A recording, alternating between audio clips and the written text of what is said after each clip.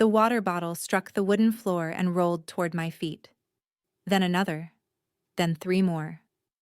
I was standing near the presentation area when Sienna gestured too broadly with her hands, knocking them all over. She paused mid-sentence, glanced down at the mess, then at me. "Could you pick those up?" Not a question, a command. I bent down and began gathering them. The entire room watched. 43 people from Ashford Home Collection, the place I'd worked at for 11 years. We were 3 hours into the mountains at some retreat center, supposedly here to celebrate the upcoming launch of their new collection. Sienna was presenting her ideas for the launch event. She was 26. Her father owned the entire operation. "Sorry, everyone. Where was I?" She laughed, stepping over me as I crawled around collecting bottles. "Oh, right. The gift bags for the event." Someone snickered. I kept my head down, reaching for a bottle that had rolled under a chair. My knees pressed against the wooden floor. I could feel everyone watching. "You know what this reminds me of?" Sienna's voice rang out. "My dog. My golden retriever." Actually, a few people chuckled, unsure where she was going. "No, seriously, I taught Bruno to fetch in 2 days." 2 days, and he brings things back to me perfectly." She paused. "You've been here for what, over a decade? And you're still doing simple tasks like picking up after people." The room erupted. Not small laughs, big ones, the kind that make your shoulders shake. I looked up from the floor. She was smiling down at me, arms crossed, clearly pleased with herself. "My dog is literally smarter than you." More laughter, louder this time. I turned my head toward her father, Harold, who sat in the front row. He was grinning, his face red from laughing. He didn't say a word, didn't tell her to stop. Just sat there, enjoying it. I grabbed the last bottle, stood and walked to the back. Placed them on a side counter. Then I walked out. Nobody followed. I could still hear them laughing as the heavy door shut behind me.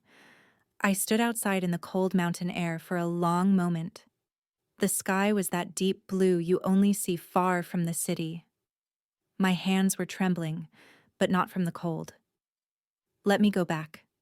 Let me explain how I got here. My name is Lena. 11 years ago, I was 29 and desperate for steady work.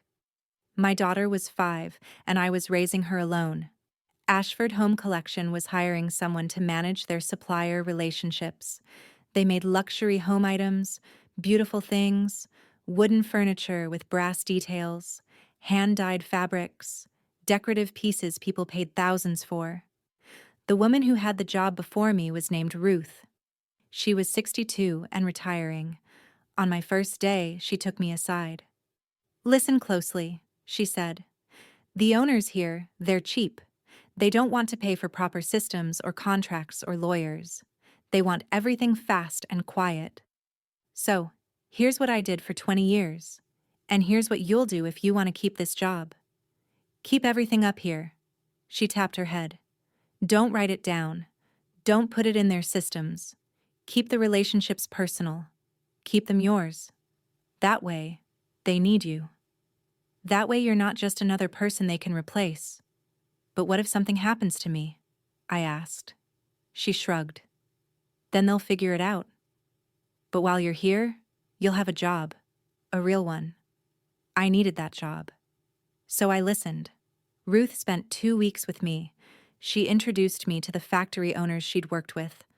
There was Posh, who ran a workshop 2 hours outside the city where they made all the brass fixtures. He had 3 sons, all working with him. She introduced me to the Chen family, who operated a woodworking facility across the border. Their grandfather had started it 50 years ago. There was Amita, who managed a place where 20 women dyed fabrics using traditional methods. There was Joseph, who could get materials faster than anyone else when things got tight. "Learn their names," Ruth told me. "Learn their children's names. Learn when they need money early, when they're struggling, when they're doing well. Treat them like people, not just suppliers, They'll remember that. And I did. For 11 years, I nurtured those relationships. When Pikasha's middle son got married, I sent a gift. When the Chen family needed their payment a week early because of new equipment, I made sure Harold approved it. When Amita's workshop suffered a fire and lost half their inventory, I called her every day for a month, checking in, making sure she knew we'd wait for her to rebuild. I remembered everything. Which workshop was fastest for rush orders? Which one produced the smoothest finishes? Which family needed gentle handling because they were traditional and disliked pushy behavior? Which one you could joke with? And which one expected? Formality? I never wrote any of it down. Not once. No spreadsheets, no contact lists, nothing in the company's systems. Just like Ruth taught me, Harold never asked questions. As long as products arrived on time, he was satisfied. He never wanted the details. He'd just say, "Handle it, Lena." And I did. Over the years, Ashford grew. They hired more people, fancier people, people with degrees from expensive schools who used big words in meetings. I stayed in my small workspace, making calls, sending messages, keeping everything moving. Nobody really noticed me. I was just there, the woman who made sure things arrived. Then Sienna graduated from college 2 years ago. Harold immediately brought her in, gave her a title, something about brand development. She started showing up to meetings, offering opinions, changing things. She was loud, confident, the kind of person who walked into a room and expected everyone to pay attention. She never spoke to me directly. I don't think she even knew what I did. To her, I was just someone who worked there, someone in the background. 3 months ago, Harold called a big meeting. He announced the Heritage Collection, a massive launch, complete room sets, furniture, fabrics, decorations, lighting, everything coordinated. They'd been planning it for a year. He said they'd already taken advance orders worth millions. The launch was scheduled for 8 weeks out. It required 17 different suppliers. Some I'd worked with for years. Some were new relationships I'd spent months building. Pasha's workshop was making 70 different brass pieces. The Chen family was producing 12 furniture designs. Amita's workshop was dyeing fabrics in 8 custom shades. Joseph was coordinating materials from 4 different sources. I had it all organized in my head. The timeline, the quantities, the backup plans for when something went wrong. Because something always went wrong. Nobody asked me about it. They just assumed it would happen because it always did. 2 weeks after that meeting, Harold called me in. "Lena, we're restructuring your role," he said. He didn't look at me while he spoke. Just shuffled some papers around. "We've hired someone new to handle supplier relations, someone with experience in global operations. You'll be supporting them, transitioning to more administrative work." I repeated, "You know, general support, whatever's needed. You've done great work, but we're scaling up now. We need someone with a more strategic approach." I felt something shift in my chest. What about the Heritage Collection? I've been coordinating all 17 suppliers. The new person will take over. You'll brief them. Brief them on what exactly? There's nothing written down. He looked up then. What do you mean, nothing written down? I mean, I've been managing all the relationships personally, the contact information, the processes, the history with each supplier. It's not in your systems. He stared at me. Why not? Because that's how Ruth did it. That's how I learned. You never asked for anything different. You just said handle it, so I handled it. He waved his hand, dismissing it. Then you'll explain everything to the new person. Simple. It wasn't simple, but I nodded and left. The new person started the following week. His name was Trevor. He had worked at 3 other companies, all bigger than Ashford. He spoke in long sentences about optimization and efficiency. He asked me for the supplier database. There isn't one. I told him. He laughed. There has to be. There doesn't. He stopped laughing. I spent 2 weeks trying to explain how everything worked, but he didn't want to listen. He wanted lists and numbers and processes. He wanted me to just give him what he needed so he could take over. He didn't understand that you can't just call up Pasha and demand delivery dates. You have to ask about his family first. You have to remember that his youngest son just had a baby. You have to understand that the Chen family won't negotiate prices over messages. They need to hear your voice. Trevor didn't care about any of that. After 2 weeks, he told Harold I wasn't being cooperative. So there I was at the retreat, still technically employed but pushed aside, watching Sienna give presentations, picking up her mess, being compared to her dog. I stood outside that retreat center for 20 minutes. Then I got in my car and drove home 3 hours through the mountains alone with my thoughts. On Monday morning, I walked into Ashford at 8 o'clock. I went straight to Harold's workspace and handed him a single piece of paper. This is my resignation. Effective immediately. He looked confused. What? Why?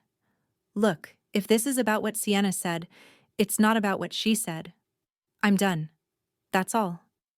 But the Heritage Collection launches in 6 weeks. Trevor is still learning.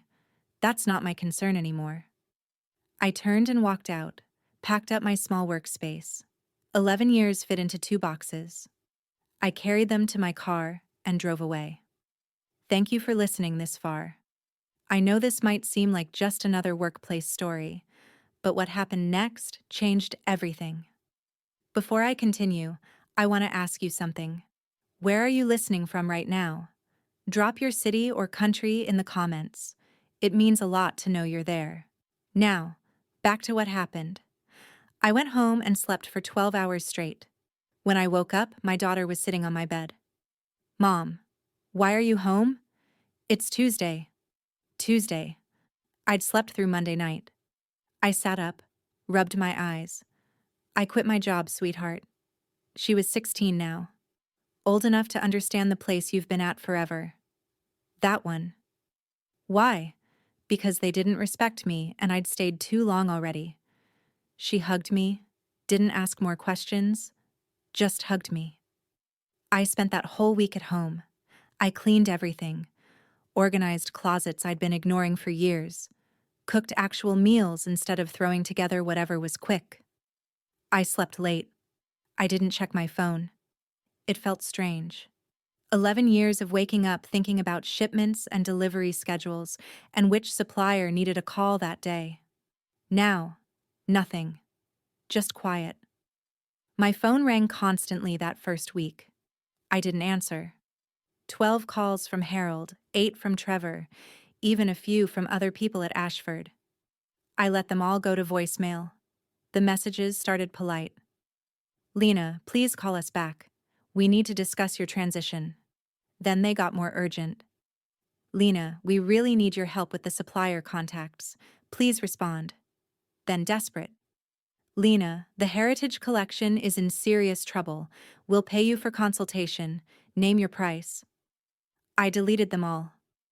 On Friday afternoon, someone knocked on my door. I looked through the window. Trevor. He looked terrible. His shirt was wrinkled, hair messy. I almost didn't open it, but something made me curious. What do you want? I asked through the door. Please, Lena, just talk to me for 5 minutes. I opened it, but didn't invite him in. Just stood there in the doorway. Everything's falling apart, he said. I can't find any of the suppliers. The files don't exist. Nobody has contact information. The few numbers I found, when I call them, they don't know who I am. They keep asking for you. That's unfortunate. Please just give me the contact list. That's all I need. I'll figure out the rest. There is no contact list. His face went red. Stop lying. You have to have something written down. Nobody works with 17 suppliers and keeps it all in their head. I did. That's insane. That's not how professionals work. I shrugged. Maybe not. But that's how I worked. And it worked fine for 11 years. Harold will pay you whatever you want. Just help us. The launch is in 5 weeks. I'm not interested in helping. Have a good day, Trevor. I closed the door. He stood there for a few more minutes, then left. The following week, I started getting calls from the suppliers themselves. Prowse called first. Lena, what's happening? Some man called me yesterday asking about brass fixtures. He was rude. Didn't even ask how I was doing. Just demanded to know about production schedules and pricing. I don't work there anymore. Silence. Then you left Ashford. I did. But who will I work with now? I don't know. They hired someone new. But honestly, Posh, maybe it's time to find other clients. Ashford doesn't treat people well. He sighed. They never treated me well. They treated you well, and you treated me well. That's why I stayed. We talked for 20 more minutes about his family, about his workshop, about possibilities for his future. When we hung up, I felt lighter somehow. Amita called the next day, then Joseph, then the Chen family's oldest son. All of them asking the same questions. What happened? Who is this new person calling them? Where did I go? I told them all the same thing. I left. They should do what's best for their own work. By the third week, none of them were answering Ashford's calls anymore. My phone rang at 6 in the morning on a Wednesday. Harold. I almost didn't answer, but something told me to pick up. Lena. His voice was strained. We need to talk. I don't think we do. Please come in just once. Let's discuss this like adults. There's nothing to discuss. I resigned. You accepted it. I'm asking you to reconsider. We'll double your salary. We'll give you whatever title you want. We'll make Trevor report to you instead of the other way around. I don't want any of that. Then what do you want? I thought about it. About Sienna's laugh. About being on my knees. About Harold sitting there grinning while his daughter humiliated me in front of 43 people. I want to spend time with my daughter. I want to wake up without feeling sick about going to work. I want to be somewhere I'm actually valued, not just used. We value you. I see that now. We made a mistake. You made a lot of mistakes, Harold. For a long time, I'm done fixing them.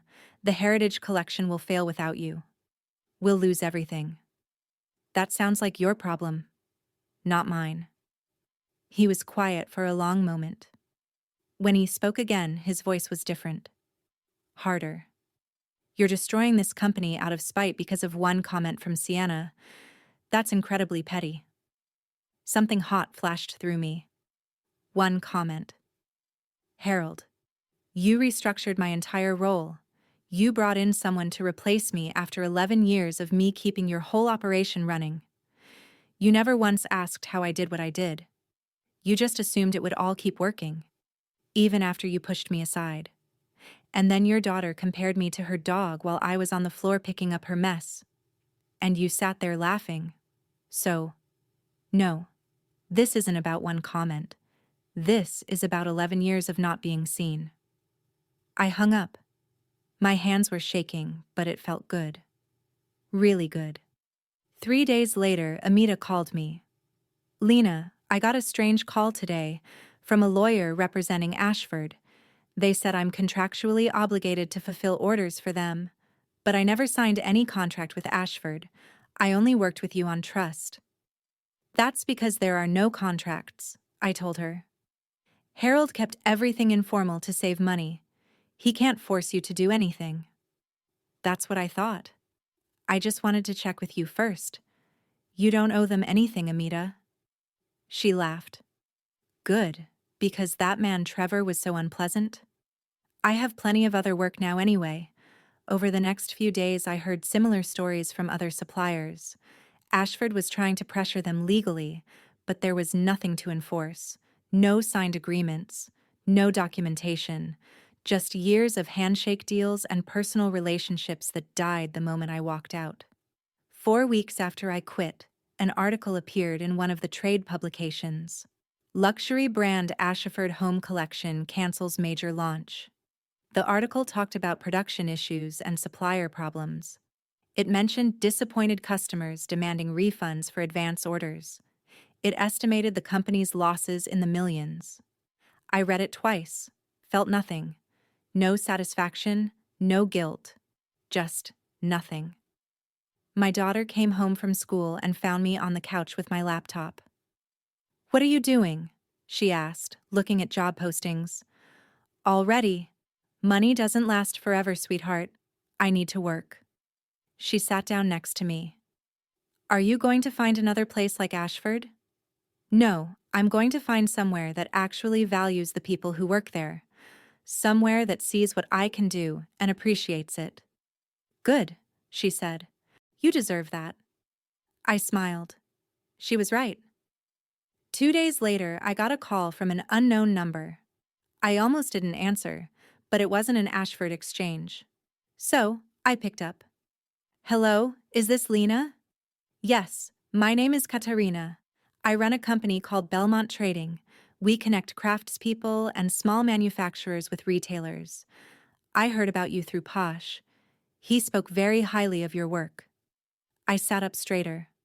"Oh, he said you spent 11 years building relationships with suppliers across multiple countries, that you understood not just the work side, but the human side, that suppliers trusted you completely. Is that accurate?" "I suppose it is. I'd like to meet with you. We're expanding and we need someone who can manage supplier relationships the right way. Not just contracts and numbers, but real relationships. Would you be interested in discussing it?" I thought about Ruth all those years ago. Keep it in your head. Make yourself irreplaceable. But maybe there was another way. Maybe I could build something better.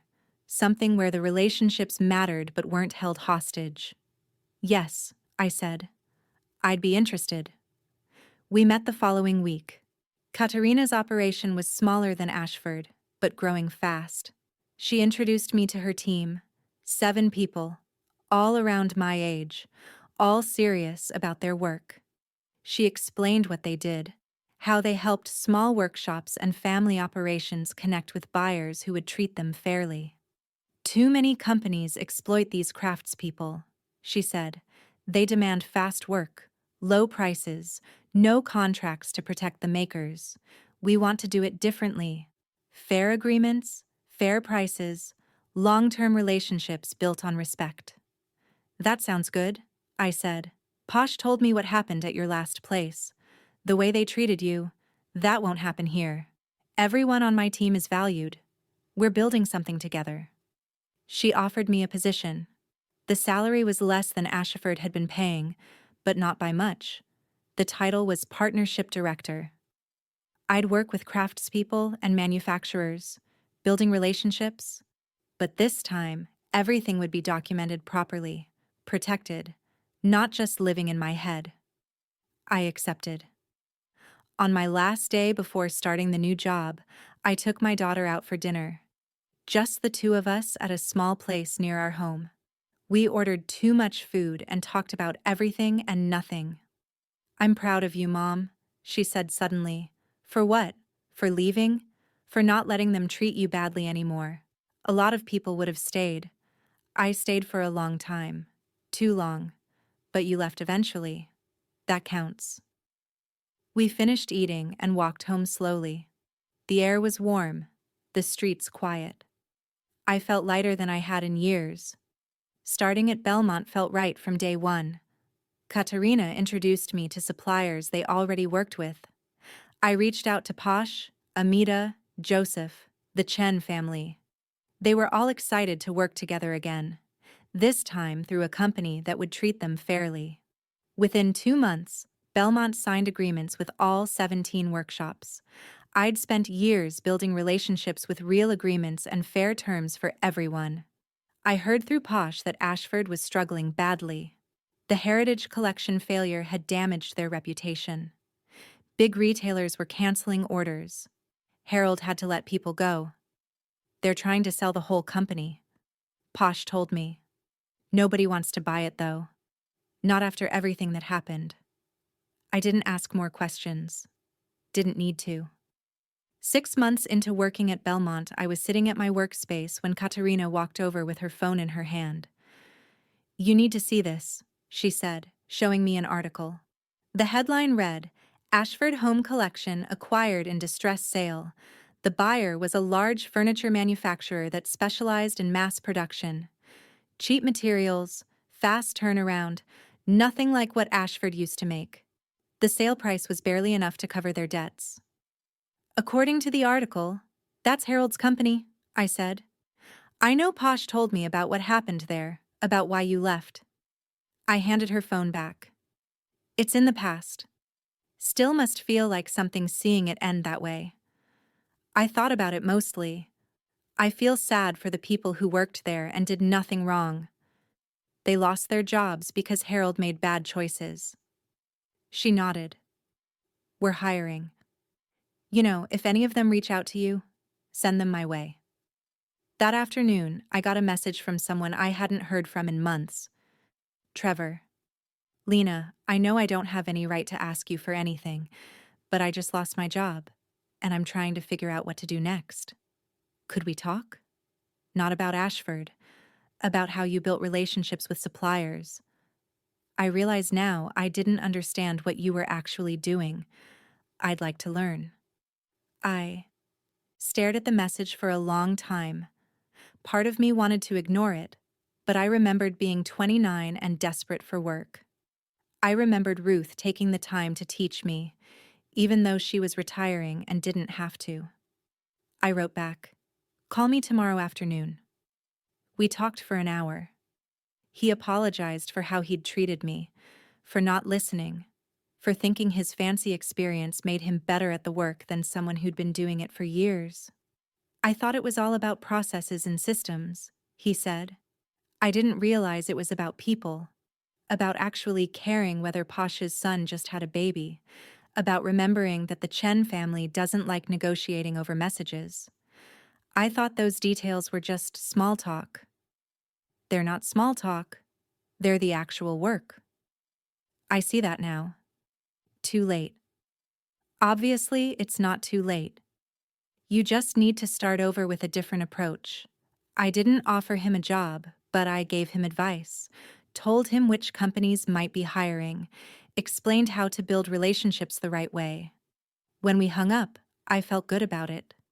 Not because I'd forgiven everything, but because helping someone learn felt better than holding on to anger. Spring came. Belmont kept growing. We signed 12 new supplier partnerships. Katarina promoted me to senior partnership director. My daughter finished her school year with excellent marks and started talking about universities. One evening in late spring, my phone rang. Unknown number again. I answered. "Lena." I recognized the voice immediately. "Sienna." "What do you want?" I asked. "I know you probably don't want to talk to me. I understand, but I wanted to call and apologize for what I said at the retreat. It was cruel and unnecessary, and I've thought about it a lot since everything fell apart." I didn't respond, just waited. My father lost everything. The company, our savings, everything. We had to sell our house. I had to move back in with my grandmother. I'm working at a retail store now, trying to help pay bills. "I'm sorry that happened to your family," I said. And I meant it. Not because I forgave her, but because I didn't want anyone to suffer that much. My father told me recently what you actually did at Ashford, how you held all those relationships together for 11 years, how none of it was written down anywhere, how when you left it all disappeared. I didn't understand at the time. I thought you were just someone who did basic tasks. I didn't realize you were the person keeping everything running. Most people didn't realize. That's not an excuse for how I treated you. What I said was horrible. I compared you to my dog in front of everyone. I humiliated you. And my father just laughed. Her voice cracked. "I'm so sorry, Lena. I really am." I sat down. This wasn't what I expected. "Thank you for saying that. Thank you for saying that. I don't expect you to forgive me. I just wanted you to know that I understand now what I did and that I'm sorry. We talked for a few more minutes. She asked what I was doing now. I told her about Belmont, about the work we were doing. She sounded genuinely happy for me. When we hung up, I felt something shift. Not forgiveness exactly, but something close to it. Like I could finally put that whole chapter away completely. Summer arrived hot and bright. My daughter and I took a trip together, just the two of us, 5 days at the coast. We swam and ate too much food and stayed up late talking about her future. She'd been accepted to 3 universities. She was trying to decide which one felt right. "What do you think I should do, Mom?" she asked one night while we sat on the beach watching the sunset. "I think you should go wherever makes you feel excited about what's coming next." Not scared, not uncertain, excited. She smiled. "That's good advice. I should probably follow it myself more often." "You did, though. You left Ashford and found Belmont. That took courage. It took too long. I should have left years earlier, but you left when you were ready. That matters too." She was wise, my daughter. Wiser than I'd been at her age. When we got back from the trip, there was a letter waiting for me, official looking, from a law firm. My heart sank. Had Ashford decided to sue me for something? I opened it carefully. It wasn't from Ashford. It was from a company I'd never heard of. They were launching a new initiative to connect ethical manufacturers with responsible retailers. They'd heard about my work at Belmont. They wanted to know if I'd be interested in speaking at their conference in the fall about building sustainable supplier relationships based on trust and respect. Me, speaking at a conference. I showed Katarina the next day. She grinned. "You should do it. You're good at this work. Other people should learn from you. I'm not a speaker. I just do the work." The best speakers are the ones who actually do the work, not the ones who just talk about it. I agreed to speak, spending the next 2 months terrified and excited at the same time. The conference was in a city 8 hours away. Large venue, hundreds of people. I'd never done anything like it. The night before my presentation, I couldn't sleep, kept going over what I wanted to say. When I walked onto that stage the next morning, my hands were shaking. But then I started talking about Posh and his 3 sons, about Amita and her workshop of 20 women, about the Chen family and their grandfather's legacy, about what it means to treat people like human beings instead of just resources. The audience listened, really listened. When I finished, they clapped for a long time. Afterward, at least 30 people came up to talk to me, asked questions, wanted advice, handed me their contact information. One woman waited until everyone else had left. She was older. Maybe Ruth's age would have been now. "I used to do work like yours," she said. "For 30 years, then I retired. Watching you speak brought it all back. The good parts, I mean. The relationships, the trust. Thank you for reminding me why I loved that work." I hugged her. This stranger who understood exactly what I did and why it mattered. Flying home, I thought about the past year, about everything that had changed, about how being compared to a dog had somehow led to this, to work I loved, to respect I'd earned, to a future that felt bright instead of heavy. My daughter picked me up from the airport. "How did it go?" she asked. "Really well. Better than I expected." I knew it would. "You're good at what you do, Mom." Finally, other people are seeing it too. At Belmont, things continued growing. We expanded into 2 new countries, hired 6 more people. Katarina made me a partner in the company. Actual ownership, not just a title. My name on the building. One afternoon in late fall, I was reviewing some agreements when my phone buzzed. A message from a number I didn't have saved but recognized immediately. "Harold, Lena, I know I have no right to contact you, but I wanted to let you know that I've been thinking a lot about my mistakes over the past year, about how I treated you and others. I'm working with a small furniture maker now, just helping in their workshop, learning the craft side of things. I should have learned it years ago. Anyway, I wanted to say thank you for the 11 years you gave to Ashford. You deserve so much better than how we treated you. I hope you're doing well. I read it 3 times, didn't respond, but I didn't delete it either. Just left it there. By winter, my daughter had chosen her university. She'd be leaving in 8 months. We spent more time together, just the two of us, cooking together, watching shows, talking about everything. Are you scared? I asked her one night about leaving. A little, but mostly excited. Like you said, that's how you know it's right. You're going to do amazing things.